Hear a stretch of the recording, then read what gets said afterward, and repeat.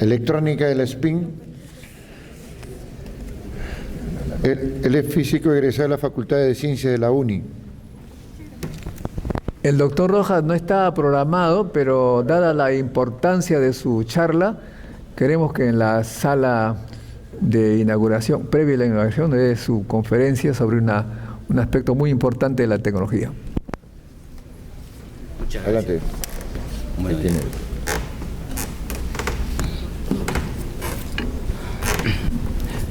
Muy buenos días. Bueno, muchas gracias por estar aquí, aunque inicialmente no en mi charla, no sé si se hubieran quedado para la tarde. Gracias a Modesto, a todos los organizadores por la invitación, y acepté esto como un desafío porque como recién decíamos en una entrevista, decir las cosas que hacemos, la ciencia que hacemos de manera sencilla, de manera que todos podamos entenderlo, es muy complicado, es muy difícil. Para mí me resulta mucho más fácil explicar lo que hago en una conferencia con todos los colegas científicos y discutir, pero hacerlo de manera que casi todos entendamos en un público general, no solo físico, sino mucho más amplio, es complicado. Espero darles el mensaje que quiero darles sobre la ciencia fundamental, la ciencia básica que hacemos. Si ya tenemos las diapositivas, no sé si puedo manejarlo desde acá. Este es el PowerPoint o el PDF. Si es posible el PowerPoint, porque hay algunas pequeñas animaciones. Bueno, les voy contando. Yo soy, como bien dijo el chairman, Juan Carlos Rojas Sánchez. Egresé de la UNI el año 99, soy código 94, como decimos en el argot universitario aquí en Perú. Después de unos años, como todos, trabajando por aquí y por allá, en el 2003 me fui a hacer una maestría en el Instituto Balseiro, el Centro Atómico Bariloche, una linda ciudad en Argentina, y luego el doctorado, y en el 2000, claro, pero ese es el último slide, creo, puedes pasarlo al primero, en el 2000, ¿qué año? El 2005 empecé el doctorado, hasta el 2009-10, después de, digamos, algunas vicisitudes. El 2011 me fui a Francia a hacer un postdoctorado en distintos grupos, y gracias a la base, a la buena formación que tuve en el doctorado y de física en la UNI, como decimos acá, la pude romper, hice muy buena investigación y pude desarrollar mis campos de investigación, y luego en el 2015 ingresé al CNRS en Francia. No, esto es... ¿Puedes pasar al primer slide? Si pones escape, sí, ese es el primero. Está en una carpeta que dice ESI.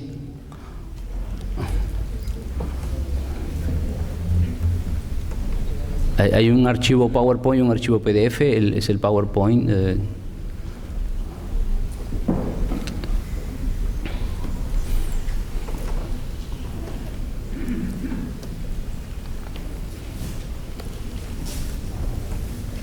Muchas gracias. Sí, creo que es esta. Bueno, rápidamente, también además con otros colegas estamos organizando un workshop, una conferencia internacional en Ollantaytambo, en Cusco. Ahí aún hay algunas plazas, algunas vacantes para quienes quieran participar. Además de física y el interés por la ciencia, necesitan manejarla en inglés, porque la conferencia es en inglés, es una herramienta importante para todos nosotros comunicarnos. Bueno, paso rápidamente a mi presentación. Modesto me invitó y me pidió un título de mi charla, así que se me ocurrió rápidamente: Spintrónica, o la electrónica del spin. Ya lo usamos aunque no las conozcamos, y les voy a mostrar realmente que en muchos de los dispositivos que usamos, sobre todo en un ordenador, en casa, en los cabezales de lector de disco duro, están dispositivos a base de la spintrónica. Y si el tiempo me da, lo que ahora llamamos spin orbitrónica, no voy a entrar en detalle en esto, pero quizás algunos ejemplos de la investigación que realizo con estudiantes de distintas partes del mundo y algunos estudiantes de Perú también. Yo, como les dije, trabajo ahora en Nancy, en el Instituto Jean Lamor. Es un gran instituto, más de 550 personas, pero pertenece o es cotutelado por dos instituciones más grandes. Una es la Universidad de Lorraine, en Nancy, y el otro es el Centro Nacional de Investigación Francesa, el CNRS, que es mi empleador. Entonces, yo soy investigador científico del CNRS. Ahora estamos en un nuevo edificio de 28.000 metros cuadrados, cerca al centro de Nancy. Hace 10 años empezó este sueño, este proyecto. Los científicos de algún modo convencieron a los políticos para invertir más de 100 millones de euros en este nuevo edificio, con algunas facilidades que son únicas en el mundo, facilidades experimentales para crecer materiales, desarrollar películas delgadas, etc. Ahora empiezo un poco con mi charla. Con la licencia o el permiso de mis colegas físicos voy a tratar de ser lo más simple posible. Primero les voy a hablar de algo que todos conocemos. Todos de niños hemos jugado con un imán permanente, ¿cierto? Con una brújula y tenemos el concepto de corriente eléctrica, de carga eléctrica. Sobre todo en un país como el nuestro, yo varias veces casi me he electrocutado y creo que a todos nos han pasado. Así que hemos sentido un flujo muy grande de electrones en nuestros dedos. Esa es la corriente eléctrica. Cuando hemos jugado con un imán permanente, ¿qué es lo que estamos haciendo?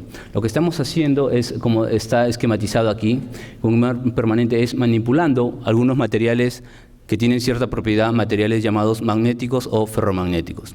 Entonces, todo lo que yo voy a contarles en adelante está basado en este objetivo, en jugar de esta manera, en controlar, en manipular esta propiedad de algunos materiales. Y toda la tecnología que les voy a mostrar está basado simplemente en este juego que lo tomamos en serio y que nos apasiona. Por supuesto, no a esta escala de tiempo o a esta escala de dimensiones físicas, a escala de tiempo del orden de los nanosegundos o subnanosegundos, miles de millones de veces más rápido, y en dimensiones del orden de los nanómetros o de los micrómetros. En el campo, la Tierra genera su campo magnético y eso permite, por ejemplo, en la época antigua a los navegantes orientarse con una brújula. Y todos hemos jugado también con una brújula. Si acercamos un imán permanente a una brújula, ¿qué es lo que hacemos? Vamos a alinear, vamos a orientar la dirección al sentido de esa brújula. ¿Sí? Entonces, esa es otra manera de controlar o de manipular esta propiedad de unos materiales magnéticos en la brújula. Otra manera de generar un campo magnético, si no es un imán permanente, los estudiantes de física lo saben, es de la siguiente forma. Si hacemos pasar una corriente eléctrica por un hilo conductor, por ejemplo aquí el cobre, y los niños que hacen experimentos de física recreativa o ciencia recreativa se divierten con eso. Cuando hacemos pasar una corriente eléctrica por un cobre, generamos un campo magnético. Y eso lo vemos porque si aquí cerramos el circuito, vamos a traer este clip. ¿Sí? Entonces todo eso que nos divierte, que son juegos, hay mucha investigación básica, mucha investigación fundamental para entender los principios de eso y luego aplicarlos en algunas tecnologías. Permítanme entonces desarrollar los siguientes conceptos. Estos materiales que les dije llamados magnéticos o ferromagnéticos poseen una propiedad física llamada momento magnético. Entonces vamos a entender los imanes permanentes o materiales ferromagnéticos como que tienen un momento magnético fuerte que les permite generar un campo magnético. Un campo magnético también nos permite entonces, como está esquematizado aquí, manipular o controlar esa propiedad. Ahora, de golpe les paso al electrón por cuestiones de tiempo, ¿sí? Como les dije, todos conocemos la carga eléctrica, la corriente eléctrica. En la electrónica convencional se maneja la carga del electrón. Si uno dice, yo soy ingeniero electrónico, así no entendamos nada, ustedes dicen, wow, es ingeniero electrónico, algo hace. Pero si uno le dice, hago física o algoritmetrónica, es desconocido. Bueno, hace 100 años, si un ingeniero electrónico o un estudiante de electrónica le decía lo mismo, a la sociedad le pasaba igual. No entendían que era electrónica, no conocían el electrón. Ahora lo conocemos o creemos que lo conocemos. El electrón, además de su carga eléctrica, tiene otra propiedad mecánica cuántica relativista llamada spin. Pero esta propiedad, para hacerlo simple, vamos a hacer la siguiente caricatura con la licencia de mis colegas físicos. Vamos a considerar un material ferromagnético de los electrones que aportan esta propiedad como diminutas brújulas, ¿sí? Todas pequeñas brújulas, orientadas todas paralelas. Entonces un material o una película delgada magnética la podemos considerar como una caja llena de pequeñas brújulas muy diminutas alineadas paralelamente. A este material, con un campo magnético, ¿qué es lo que vamos a hacer? Alinear esas direcciones de las brújulas en diferentes direcciones. Y esencialmente es eso lo que hago y lo que les voy a mostrar y el desarrollo tecnológico que implica.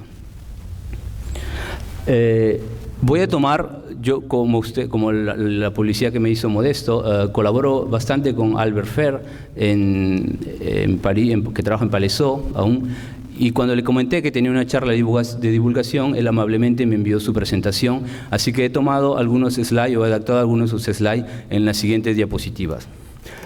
En el magnetismo clásico, tenemos distintos materiales magnéticos, diamagnéticos o paramagnéticos que no tienen respuesta casi con un campo magnético, y los materiales ferromagnéticos, que es en lo que me voy a centrar. Como les dije, podemos entenderlo como un material lleno de pequeñas o diminutas brújulas que se alinean paralelo y lo podemos manipular con un campo magnético externo, como el que generamos con un imán permanente. Esto tiene varias aplicaciones ya en nuestra sociedad. Los imanes permanentes, los generadores o motores eléctricos, las brújulas y materiales magnéticos blandos en los transformadores o, por ejemplo, en la medicina, en las imágenes por resonancia magnética. Ahora la espintrónica. Les había dicho que si ustedes no sepan, escuchan electrónica y creemos ya entender o sabemos qué aportan a la sociedad y lo que hacen relativamente. Bien, espintrónica sería un nuevo tipo de electrónica que aprovecha no solo la carga del electrón, pero también esta propiedad que les mencioné llamada spin. ¿Sí? Con esta propiedad llamada spin, que es el momento magnético individual de los electrones, lo usamos para hacer circular o manipular una corriente polarizada de spin o una corriente de spin. Ahora les voy a indicar un sketch. Y en nanoestructuras, porque ahora gracias a la tecnología, en dispositivos de micro o nanoestructuras. No voy a entrar mucho en detalle, pero solo le voy a dar un concepto esquemático de lo que hago en lo que es corriente de spin. Hay muchas maneras de generar con un gradiente de temperatura o con algo llamado acople spin órbita. Como le dije, todos conocemos el concepto de carga eléctrica, que cuando casi nos hemos electrocutado. Eso lo llamamos corriente de carga. Una corriente de spin ahora la podemos considerar como un flujo de electrones, aquí, electrón con un determinado spin y electrón con el spin opuesto. El electrón solo tiene dos estados de spin que lo llamaremos up o down. Y aquí vemos electrones con spin opuesto se mueven en direcciones opuestas. Con esa idea fenomenológica, con esa idea simple de corriente de spin, vamos a usar vamos a descubrir mucha física nueva y vamos a pensar en otras potenciales aplicaciones. Luego está las aplicaciones de la espintrónica que ya hay, como les dije, ya lo usamos. Y están, por ejemplo, en los discos duros con lecturas o cabezales de lectura basadas en magnetoresistencia gigante, en las memorias magnéticas, las RAM, que, bueno, por ejemplo, los jugadores de videojuegos usan bastante cuando arman sus PC, una buena carta gráfica y también una buena capacidad de memoria RAM. Bueno, las nuevas tecnologías están basadas en dispositivos espintrónicos, se llaman MRAM, Magnetic Random Access Memory, o STT-MRAM, y recientemente se ha patentado y se está desarrollando la llamada SOT-MRAM, Spin Orbitor MRAM.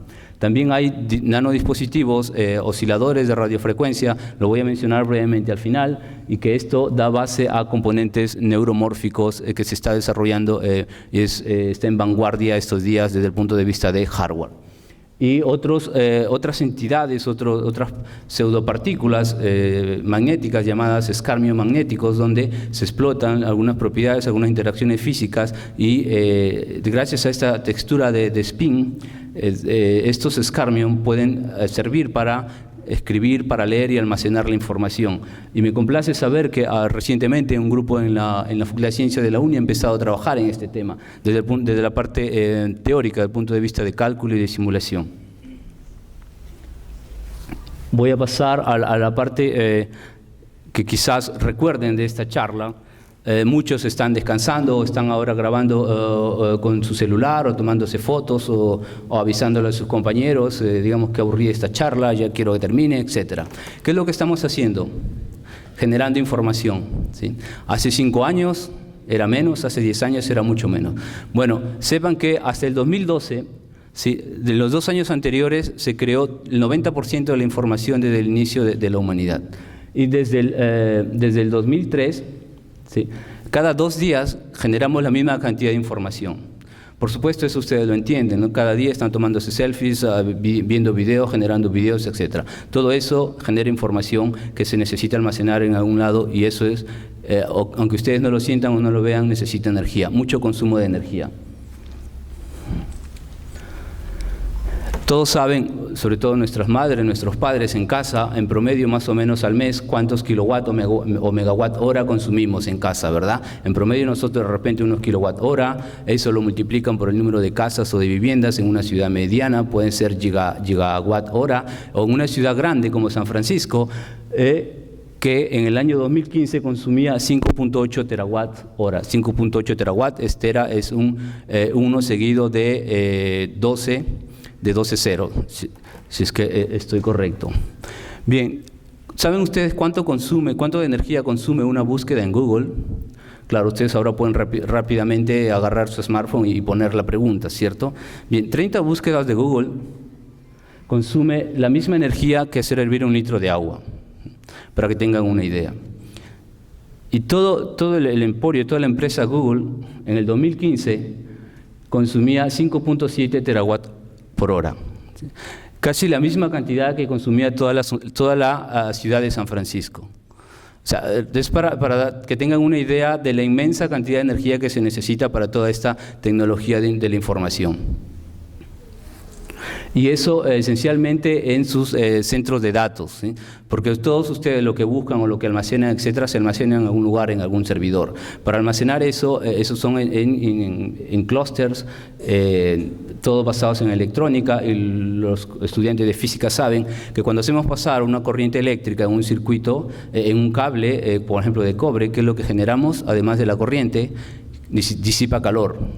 Disipa calor, entonces se necesita mucha energía para operar un circuito, pero además se necesita también mucha energía para refrigerar un sistema, porque si dejamos que se caliente, ¿qué va a pasar? Eso me ha pasado muchas veces en el laboratorio.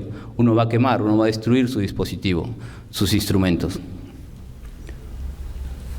Pero eso fue en el 2015, ¿no? Ahora las cosas están mejor. Si hace si en el 2015 ustedes hacían 10 selfies, en el 2018 ahora se hacen 20. Si en el 2015 ustedes veían 10 videos, ahora ven casi el doble.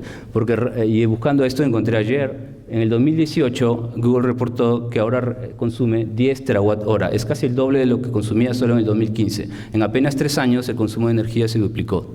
Entonces, como ustedes ven, es un desafío realmente de nuestra sociedad cómo reducir ese consumo de energía o cómo reciclar ese consumo de energía que desperdiciamos como calor. Esa va a ser la parte quizás un poco más técnica. Rápidamente, como les había dicho, podemos considerar un material ferromagnético como una caja llena de pequeñas brújulas donde los electrones tienen 2 momentos de spin up o down, ¿sí? Y todos estos, si están alineados, lo podemos representar por otra cantidad física, un vector mucho más grande llamada magnetización. Y esto es lo que voy a manipular o buscar manipular en el campo de la espintrónica. En física sabemos que en un metal, un conductor, no todos los electrones aportan a la resistencia eléctrica, ¿no? La resistencia eléctrica lo puedo entender en la diferencia entre un metal y otro por los choques que sufren los electrones en ese metal. Bien, el electrón tiene spin up y down, es decir que la cantidad de electrones, por ejemplo, en un material de cobre va a ser la misma con electrones up y down, pero un material magnético es diferente. Y esto lo dice la física del estado sólido, la mecánica cuántica. Lo que en la década del 60 se estudió, se investigó, es que la corriente eléctrica o la resistividad eléctrica de los electrones no es la misma en un material magnético cuando se tiene electrones con spin up o de spin down. Sí, los electrones tienen, además de su carga eléctrica, la propiedad del spin. Entonces, dependiendo de esta propiedad, cuando se inyecta en un material conductor, su resistividad va a ser diferente. Y eso se fue probando experimentalmente, por ejemplo, en impurezas de algunos metales como de cobre, donde la diferencia es muy baja, menor que 1, o unas impurezas magnéticas en níquel, donde la diferencia de esas resistividades tiene un factor de 20, es bastante alta. Y esto fue el anticipo de la magnetorresistencia gigante, porque luego uno puede considerar entonces hacer artificialmente películas muy delgadas, por ejemplo, hierro, que es material magnético, cromo, que no es magnético, es una multicapa magnética. El hierro tiene un momento magnético y el hierro adyacente, aquí, por ejemplo, tiene el momento magnético, la magnetización opuesta, ¿sí? La flecha verde y la flecha roja están antiparalelos. A eso se le llama un acople antiferromagnético. Luego el siguiente otra vez está hacia la derecha y entre estos dos el acople es otra vez antiferromagnético. ¿Qué es lo que está pasando? Cuando ahora pasamos corriente eléctrica aquí, lo que se predice o predice la teoría es que va a haber una resistencia alta, una fuerte resistencia eléctrica. Ahora, si de alguna manera, y aquí el juego que les había mostrado casi al inicio, manipulamos esta magnetización, ¿sí?, con un campo magnético externo. Si recuerden la pequeña animación esta del imán permanente atrayendo clavos o manipulando la brújula, con un campo magnético externo hacemos girar la magnetización de esta película de hierro. Lo que tenemos es la siguiente configuración, ¿sí? Ahora todas las magnetizaciones están paralelas, ¿sí? Y si hacemos pasar una corriente, lo que la teoría predice es que vamos a tener un estado de baja resistencia. Todo esto se fue desarrollando de mediados de la década del 60, 70, pero en esos años no había la tecnología para crecer esas películas delgadas y las técnicas para medirlas. Al finales de los 80, en Palaiseau, al sur de París, y en Alemania, en Jülich, dos grupos independientemente mostraron esta propiedad, y fue el descubrimiento de la magnetorresistencia gigante, y se puede considerar como el inicio o el origen de la espintrónica. Lo que ellos encontraron fue en superredes, varias repeticiones de películas delgadas de hierro-cromo, o entre capas, en el caso alemán, hierro-cromo-hierro, que a campo nulo, el acople es, como les decía, antiferromagneto, tiene un estado de alta resistencia, y cuando uno aplica un pequeño campo, alinea todas las magnetizaciones, la resistencia eléctrica es más baja. Esto fue el resultado experimental de una investigación básica y fundamental. Sin embargo, uno puede pensar que estos dos estados de alta resistencia y baja resistencia los va a considerar en la computación, en las aplicaciones como los unos y los ceros, ¿sí?, los bits que usamos en el lenguaje del ordenador, ¿sí? Es un lenguaje binario compuesto de unos y ceros. De eso se dio cuenta, por ejemplo, IBM con Stuart Parkin un año más tarde, que desarrollaron y patentaron más tecnologías basadas en este fenómeno, y en el 97 ya estaba en nuestro mercado. Antes del descubrimiento de GMR, las capacidades en nuestros discos duros eran bastante bajas. Los jóvenes ya quizás no sepan, pero luego de este descubrimiento basado en GMR o en TMR, la capacidad de lo que era de 1 gigabit por pulgada cuadrada aumentó muchísimo con GMR, o 3 órdenes de magnitud más con TMR desde el año 2010. Entonces, toda esta investigación básica, toda esta física cuántica que usábamos y el descubrimiento de la GMR permitió a la industria reducir, en realidad aumentar la capacidad de almacenar información en espacios mucho más pequeños. Así que ahora ustedes pueden estar almacenando o consumiendo más información, más tecnología de la información, gracias, entre otras tecnologías, al aporte de esta investigación fundamental de la física en este subcampo llamado espintrónica. Voy a avanzar rápidamente por cuestiones de tiempo, no sé cuánto me queda, a otros ejemplos, no solo en la tecnología de la información, pero por ejemplo, micro nanosensores se pueden desarrollar para la industria automotriz, donde se busca censar la posición y la velocidad de una válvula. También en aplicaciones biológicas, una aguja microsensor se inserta para estudiar la actividad neuronal de un cerebro. Esto es en animales, por supuesto, ¿no? Este es en el grupo, por ejemplo, del profesor Claude Fermont, también en Francia, y hay muchos, digamos, no solo yo, de origen peruano, estoy trabajando en el campo llamado espintrónica. Hay muchos estudiantes, muchos tesistas o postdocs trabajando en eso. Un colega mío, por ejemplo, va a integrar este grupo, Nahuel Monteblanco, y va a trabajar en esta parte que es bastante también apasionante e interesante de la ciencia, en esta parte de la espintrónica. Otros ejemplos, y aquí ya me evoco a la tecnología de la información. Como les había mencionado, el ejemplo típico o característico de la magnetorresistencia gigante es el cabezal de disco duro. Lo que permitió fue reducir aquí el detector, ¿sí? Como antes del descubrimiento de la GMR, el sensor tenía una sensibilidad del 2% al ambiente. Con este descubrimiento la sensibilidad era del 20%, un orden de magnitud más grande. Esto permitió, de un lado, reducir el cabezal de lector de disco duro, y de otro lado hacer los espacios físicos donde se graban los unos y los ceros mucho más pequeños. Esos unos y ceros son también materiales magnéticos llamados dominios magnéticos. Entonces, como es mucho más sensible, permitió incrementar mucho la capacidad de almacenamiento en la misma superficie. Es masivo, pero es lento, es del orden de los milisegundos. Eso sirve entonces solo en esta pirámide, como vemos, solo para almacenar información. Pero hay otras operaciones que necesitan ser mucho más rápidas, como las de circuito lógico. 3 minutos. Y aquí tenemos en este caso el procesador, la memoria volátil y no volátil. Para decirle rápidamente, volátil quiere decir que, como en las primeras memorias RAM, volátil quiere decir que uno necesita, mientras uno escribe la información, necesita inyectar energía para eso. Las no volátiles, si uno escribió, no necesita mantener la energía. Y eso es lo que permitió la espintrónica gracias a un efecto, por ejemplo, como este, llamado túnel cuántico. La física clásica nos prohíbe o nos dice que no es posible inyectar electrones de una película o de un material metálico hacia otro a través de una barrera aislante, ¿no? Usted se imagina una placa de aluminio, de madera y otra de aluminio, no es posible pasar electrones a través de eso. La mecánica cuántica nos dice que hay una probabilidad no nula de eso. Y gracias, a las nuevas tecnologías donde ahora se pueden crecer películas ultra delgadas del orden de nanómetros y tecnologías de micro o nanofabricación, uno puede hacer circular una corriente a través de esto y se encuentra que esto efectivamente se cumple. Además, como les había dicho, son materiales magnéticos. La resistencia del estado paralelo antiparalelo son bastante diferentes, son marcadamente diferentes, y eso nos permite entonces desarrollar otra tecnología llamada memorias magnéticas RAM. Aquí es bastante simplificado el esquema. Tenemos aquí una tricapa, son 2 cajas rojas magnéticas separadas por una azul. Si el estado es paralelo, tenemos un estado de baja resistencia. Si las magnetizaciones son antiparalelas, un estado de alta resistencia. Y esos van a ser nuestros bits magnéticos, los unos y los ceros en el computador.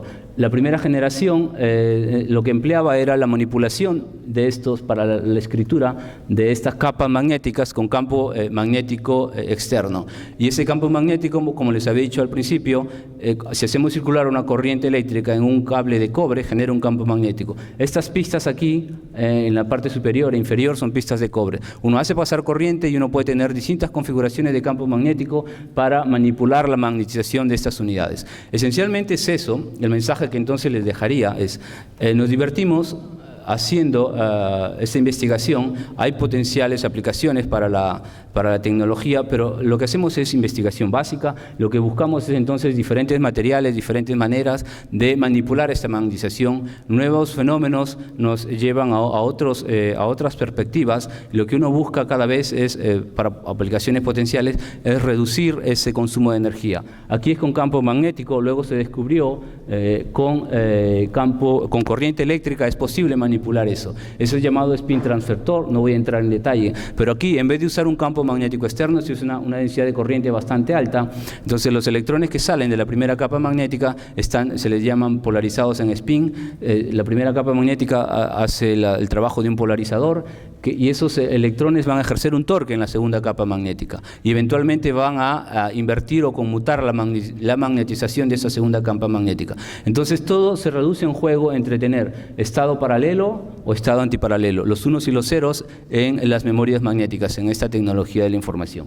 Voy a pasar más rápido porque quiero llegar a esta parte. Esta es otra tecnología basada en un fenómeno llamado acople spin órbita, que varias de mis investigaciones están basadas en esto, donde también se reemplaza el uso del campo magnético externo, que cuesta energía aún, por una corriente llamada corriente de carga, que produce una corriente de spin, y esto a la vez produce el torque en la magnetización de una capa magnética.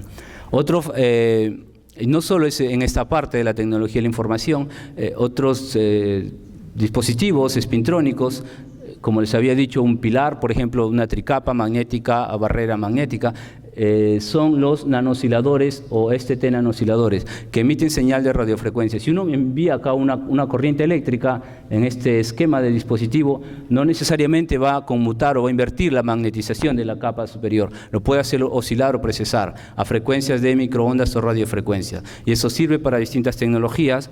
Y en Palaiseau, en Thales, una colega, Julie Grolier, trabajaba años en eso y ahora está a la vanguardia de lo que se le llama la Neuromorphic Spintronic. Ustedes saben que AlphaGo desarrolla el lenguaje profundo de inteligencia artificial, desarrolla muchas tareas muy complejas, pero quizá lo que no sepan es que consume mucha energía. Para la misma tarea nuestro cerebro aún gana y por mucho. Para la misma tarea nuestro cerebro usa 20 watts, AlphaGo usa 150.000 watts. Eso estamos hablando de consumo de energía. Entonces lo que ella propone es utilizar estos nanodispositivos, no en la parte de software, de algoritmos, sino en la parte de hardware, en una red para simular una red artificial neuronal. Esa es otra de las aplicaciones de la espintrónica que quería mostrarles. Ya por cuestiones de tiempo voy a terminar entonces con algunas aplicaciones de Scarmion. Como les había dicho, me complace saber que en la UNI están trabajando en esta parte teórica. Mi mensaje entonces para terminar es, lo que hacemos es investigación básica, investigación fundamental, es física, es mecánica cuántica, física del estado sólido. Habrán potenciales aplicaciones que ahora desconocemos, algunas ya están en el mercado, ya están en sus discos duros, en sus iPod clásicos, otras vendrán más adelante con estas ideas, por ejemplo, de neuromorfismo o con estas de Scarmion. Esta rama experimentalmente es una investigación bastante cara. Yo no voy a pretender que en un país como el nuestro vamos a hacer todo eso para competir, pero lo que podemos hacer es colaborar desde la parte teórica, desde la parte conceptual, porque formar recursos humanos, formar talentos en estas ciencias nos va a permitir descubrir otras cosas. La interacción luego con otros colegas va a permitir interactuar, descubrir otras cosas en necesidades locales, por ejemplo en nuestro país, que ahora por supuesto ni ustedes ni yo tenemos idea. De repente alguno de ustedes, escuchando algo de lo que dije o de las aplicaciones, se les prendió el foco y dirán, yo puedo usar esto en tal problema en mi empresa o en mi ciudad. Por supuesto, esto es en el avenir, eso es en el futuro. Con esto quisiera terminar y agradecerles por su atención.